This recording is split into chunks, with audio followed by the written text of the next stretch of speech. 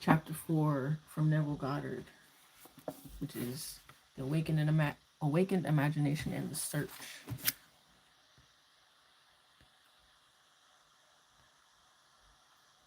Yeah, I haven't actually read from this book for maybe oh 2 weeks or so, a week at least. But we're gonna continue, right? Remember, it has all of his books that he has ever written. So chapter 4 is the pruning shears of revision. The second man is the Lord from say heaven. 1 Corinthians 15:47. Um, Continuing on, never will he say caterpillars. He'll say there's a lot of butterflies, as is to be on our cabbages pure. He won't say it's winter, he'll say summer's sleeping. Mm. And there's no bud little enough or nor sad colored enough for Kester not to call it the beginning of the blow. Mary Webb, Precious Bane. The very act of the very first act of correction of or cure is always revise. One must start with oneself. It is one's attitude that must be changed. So true. Learning that more and more every day. I'm going to read that again. One must start with oneself. The very first act of correction or cure is always revise. It is one's attitude that must be changed. Quote, what are we what we are that only we can see. End quote, Emerson. It is a most healthy and productive exercise to daily relive the day as you wish you had lived it, revising the scenes to make them conform to your ideals. For instance, suppose today's mail brought disappointing news. Revise the letter, mentally rewrite it, and make it conform to the news you wish you had received. Then, in imagination, read the revised letter over and over again. This is the essence of revision, and revision results in repeal. The one requisite is to arouse your attention in a way and to such intensity that you become wholly absorbed in the revised action. I love that. So basically, no matter what news you get, revise it in your imagination intensely, over and over. You will experience an expansion and refinement of the senses by this imaginative exercise and eventually achieve vision. But always remember that the ultimate purpose of this exercise is to create in you, quote unquote, the Spirit of Jesus, which is continual forgiveness of sin. Revision of the greatest importance when the motive is to change oneself. When there is a sincere desire to be something different, when the longing is to awaken the ideal active spirit of forgiveness. Without imagination, man remains a being of sin.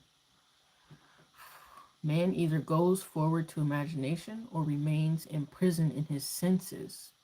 To go forward to imagination is to forgive.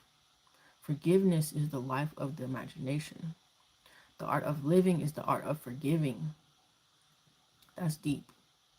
Forgiveness is, in fact, experiencing in imagination the revised version of the day. Experiencing in imagination what you wish you had experienced in the flesh. Every time one really forgives, that is, every time one relives the event as it should have been lived, one is born again. Quote unquote, Father, forgive them. It is not the plea that comes once a year, but the opportunity that comes every day.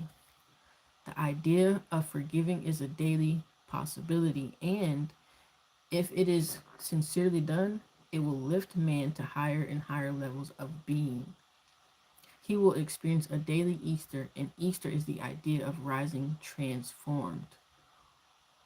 And that should be almost a continuous process, an everyday thing. Freedom and forgiveness are indissolubly linked. Not to forgive is to be at war with ourselves, for we are freed according to our capacity to forgive.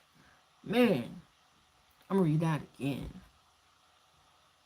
Not to forgive is to be at war with ourselves, for we are freed according to our capacity to forgive.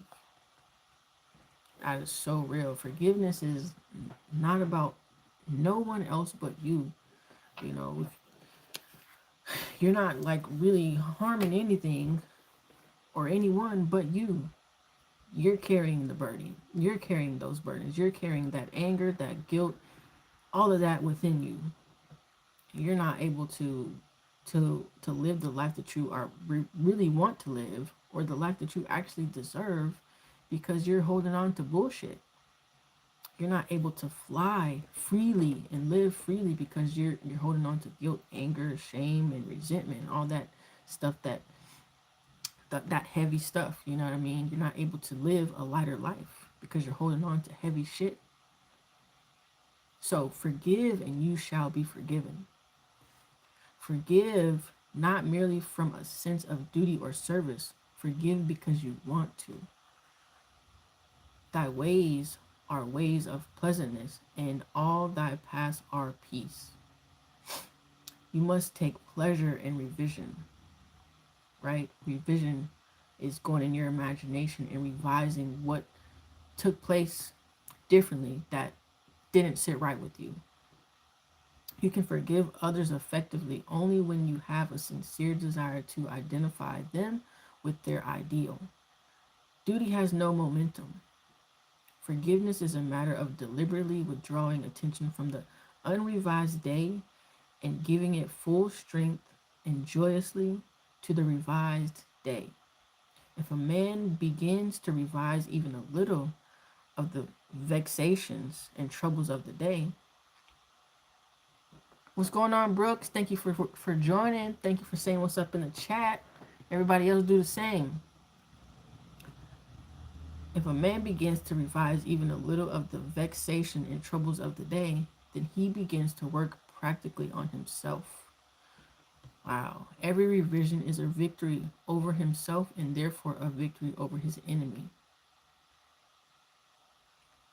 A man's foes are those of his own household. Household. The mind is where you live, your house. Matthew 10 and 36. In his household is his state of mind, right? He changes his future as he revises his day. When a man practices the art of forgiveness, of revision, however factual the scene on which sight then rests, he revises it with his imagination and gazes on one never before witnessed. I appreciate that, Nick. Nah, don't be sorry. It's all good. We here.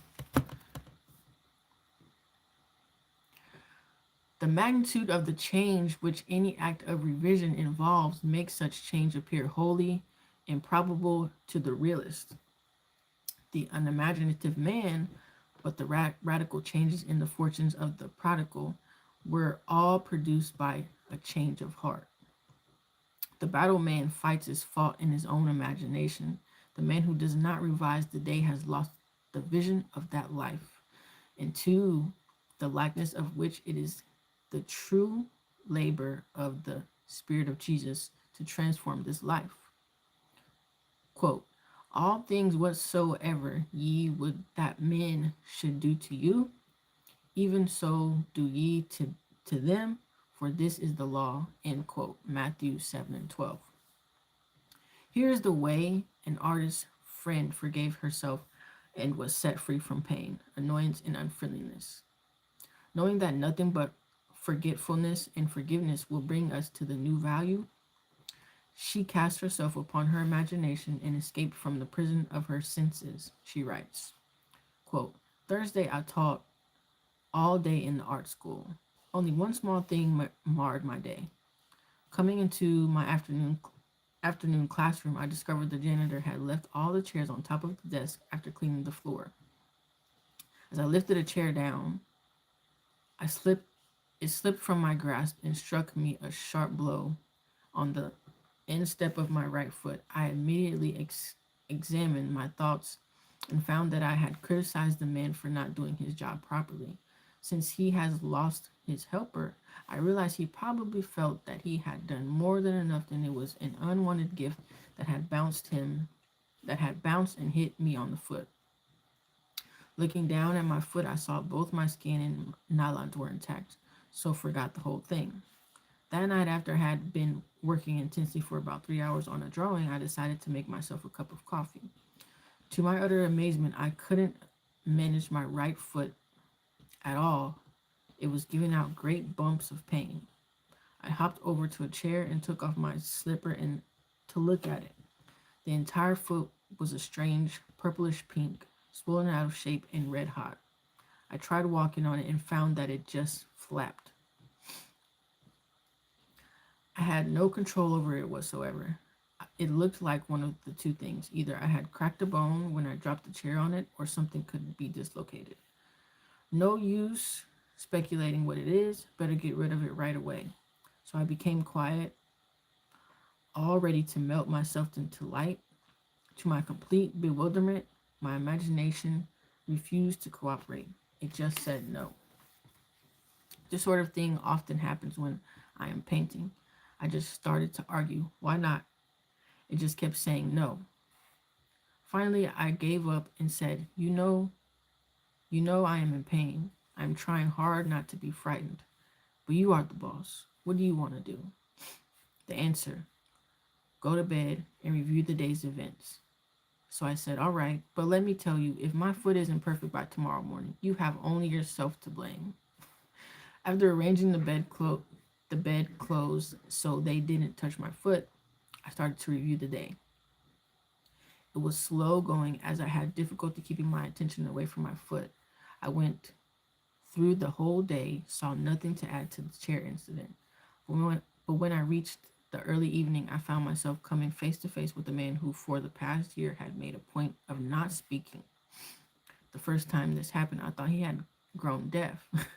I had known him since school days, but we had never done more than say hello and comment on the weather. Mutual friends assured me I had done nothing, that he had said he never liked me and finally decided it was not worthwhile speaking. I said hi. He hadn't answered. I found that I thought, poor guy, what a horrid state to be in. I shall do something about this ridiculous state of affairs. So in my imagination, I stopped I stopped right there and redid the scene. I said hi, he answered hi and smiled. I now thought, good old Ed.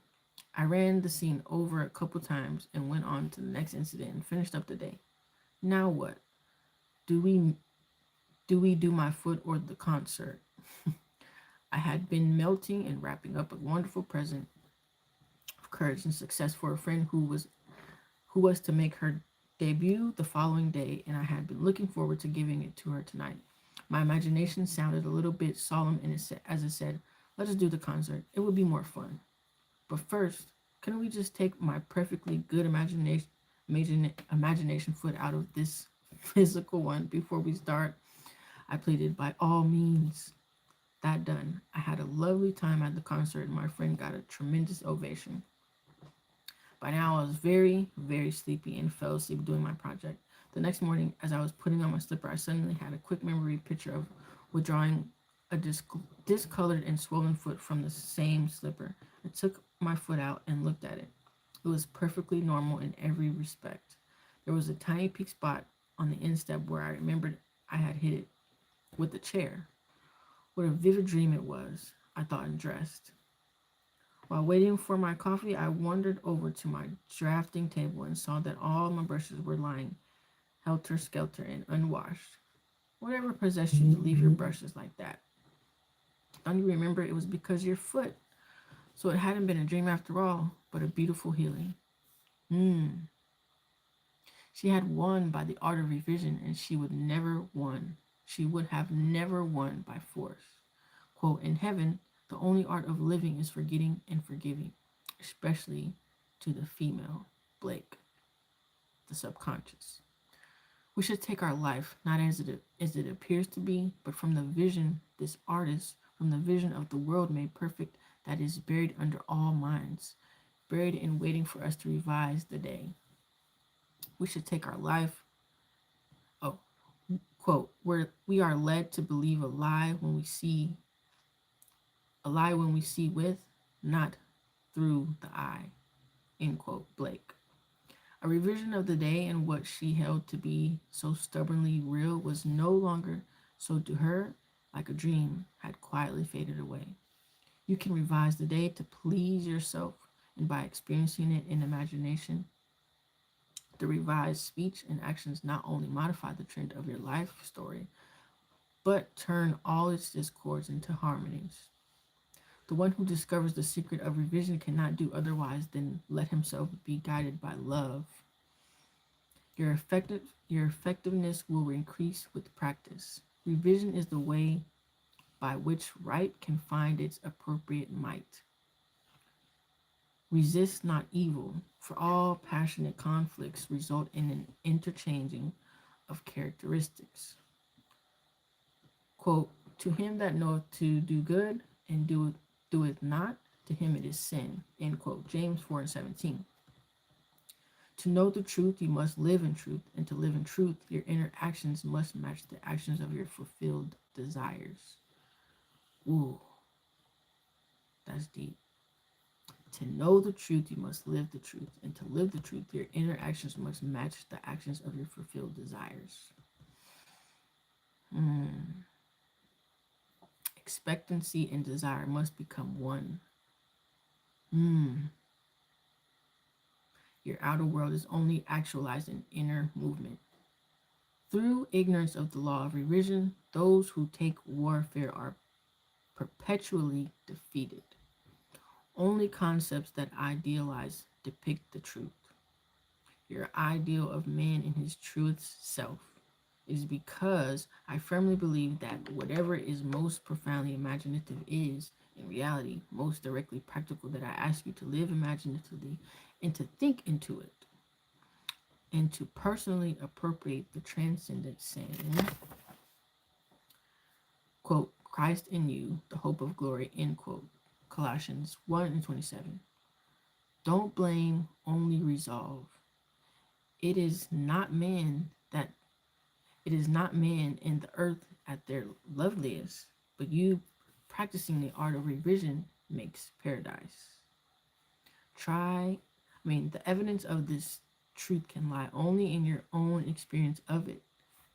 Try revising the day. It is to the pruning shears of revision that we owe our prime fruit.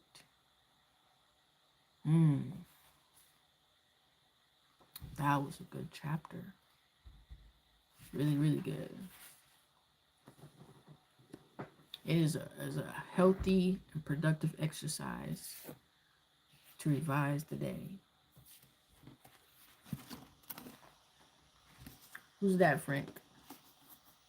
Healthy and productive exercise to revise the day. I love that. So, if you have a day that there was some situation that you feel could have been better, bro, go in your imagination, quiet your mind. This is coming from a genius, okay? A spiritual leader. Go in your mind and revise your day. Revise your day.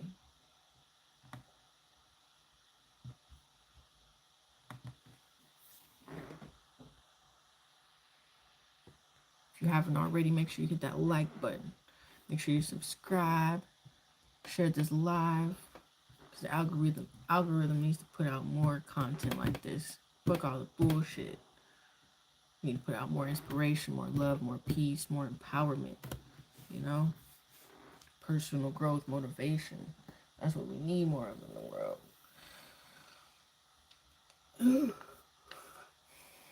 You know, there's nothing to fear. There's nothing bigger than you. You know, you gotta realize, like, our imagine or our emotions is fucking powerful. What's going on, blogger? Good night, man. Thank you, thank you. Thank you for joining. Thank you for stopping by. I appreciate you. You have a good night too.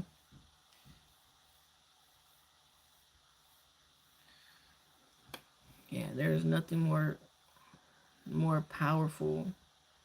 Well, actually, I'm saying that our energy, our emotions are powerful because it's our energy. It's our energy, emotion. So we gotta understand, like, every emotion that we have, whether that be a lighter emotion or a heavier emotion, we don't have to attach to it. You know, the things that happen in our life, we don't have to attach to it and internalize it. We can learn to detach and be the observer of our life. You know,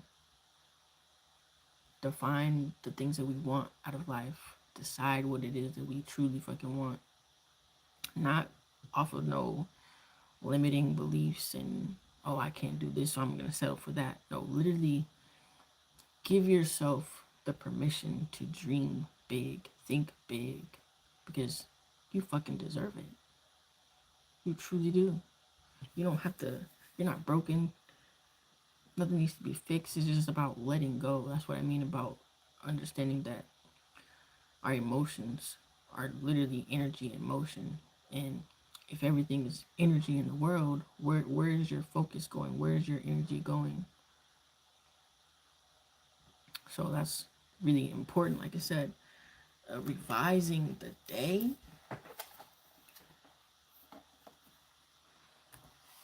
Wait, hold on. Where is it?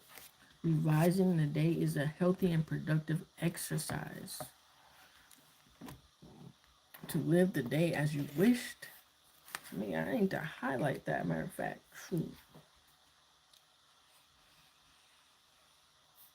to live the day as you wish. Revising the scenes to make them conform to your ideas, your ideals.